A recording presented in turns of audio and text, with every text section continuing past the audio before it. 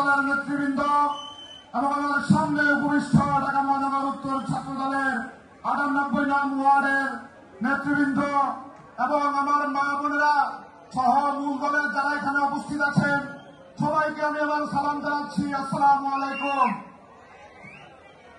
প্রিয় সহকর্মীবৃন্দ, আপনারা জানেন স্বৈরাচার পতনের পরে বাংলাদেশ গণতন্ত্রের পথে নিয়ে চলছে, কিন্তু একটি গোষ্ঠী ২৪-এর পরাজিত শক্তি এবং ৭১-এর পরাজিত শক্তি বাংলাদেশের গণতান্ত্রিক অগ্রযাত্রাকে বাধাগ্রস্ত করতে চায়। আমরা স্পষ্টভাবে বলতে চাই, বাংলাদেশের মানুষ দীর্ঘ ১৫.৫ বছর তাদের গণতান্ত্রিক অধিকার প্রতিষ্ঠা করতে পারে নাই। আগামী ফেব্রুয়ারিতে যে নির্বাচন, এই নির্বাচনকে যারা বাধাগ্রস্ত করতে চাবে, বাংলাদেশ জাতীয়তাবাদী ছাত্র দল তাদেরকে প্রতিহত করার জন্য যথেষ্ট।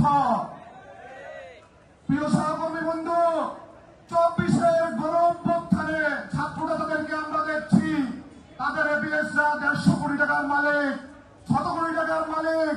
তাদের কাজের জন্য 5% কমিশন লাগে মিনিস্ট্রির জন্য, 1% লাগে মিডিয়ার জন্য। কিন্তু আমরা যদি দেখি শহীদ পরিবারগুলোর ভাগ্যের উন্নয়ন ঘটে নাই, যারা আহত তাদের ভাগ্যের উন্নয়ন ঘটে নাই।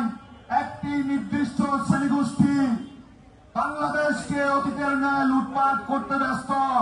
হাসিনার পিয়ন ১৫.৫ বছরে ৪৫০ কোটি টাকার মালিক হয়েছিলেন এবং আসিফের পিয়ন মাত্র ৬ মাসে ১৫০ কোটি টাকার মালিক হয়েছেন, যেটা ২৪-এর গণ-অভ্যুত্থানের পরিপন্থী।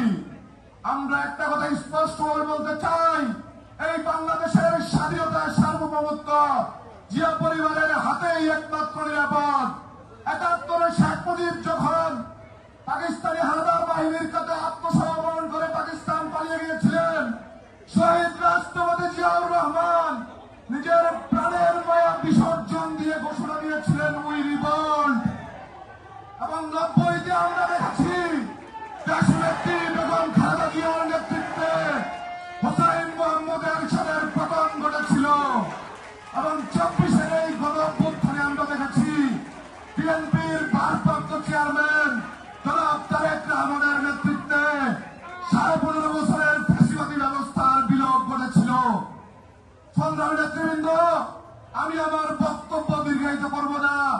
আমি শুধু একটি কথা বলতে চাই, গণ-অভ্যুত্থান পরবর্তী সময়ে বিএনপির ভারপ্রাপ্ত চেয়ারম্যান জনাব তারেক রহমান একটি কথা বলেছিলেন, আগামীর নির্বাচন আমাদের জন্য সবচাইতে কঠিন নির্বাচন হবে। আমাদের লড়াই হবে অদৃশ্য শক্তির বিরুদ্ধে। আমরা তখন অনেকেই বুঝে নাই সেই অদৃশ্য শক্তিকে। অদৃশ্য শক্তিগুলো আমাদের মাঝে এখন দৃশ্যমান হচ্ছে। বাংলাদেশের স্বাধীনতা সার্বভৌমত্বের বিরুদ্ধে যারাই ষড়যন্ত্র করবে, আপনাদেরকে সজাগ থাকতে হবে তাদের বিরুদ্ধে।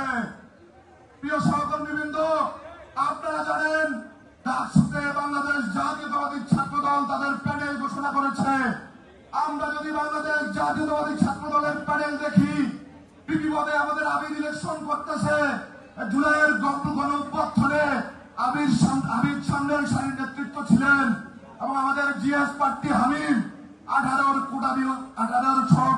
কোটা বিরোধী আন্দোলনে, কোটা সংস্কার আন্দোলনে আবির হামিম সাহসী নেতৃত্ব ছিলেন এবং মায়েদের নেতৃত্বে ঢাকা ইউনিভার্সিটির হলগুলো থেকে ছাত্রলীগ বিতাড়িত হয়েছিল ২৪-এর গণ-অভ্যুত্থানে।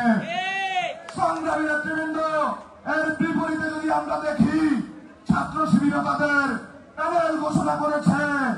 সাদিক কায়েমকে আমরা হাসিনার আমলে জয় বাংলার স্লোগান দিতে দেখেছি এবং তাদের জিএস প্রার্থী ফরহাদকে আমরা ছাত্রলীগের কমিটিতে দেখেছি। সংগ্রামী নেতৃবৃন্দ, এর বিরুদ্ধে আপনাদের সবাইকে সজাগ থাকতে হবে এবং আপনাদের সহকর্মী, সহযোদ্ধা, বড় ভাই, ছোট ভাই, ডাকসুতে যারা ভোটার আছেন সবাইকে ছাত্র দলের প্যানেলে ভোট দিতে বলবেন। এই বলে আমি আমার বক্তব্য শেষ করছি। সবাইকে ধন্যবাদ। খোদা হাফেজ। বাংলাদেশ জিন্দাবাদ। বাংলাদেশ জাতীয়তাবাদী ছাত্র দল জিন্দাবাদ। শহীদ রাষ্ট্রপতি জিয়াউর রহমান অমর হোক। দেশনেত্রী বেগম খালেদা জিয়া জিন্দাবাদ। বাংলাদেশের মুক্তিকামী মানুষের নেতা বিএনপির ভারপ্রাপ্ত চেয়ারম্যান জনাব তারেক রহমান বীরের বেশে আসবে ফিরে বাংলাদেশে। আসসালামু আলাইকুম।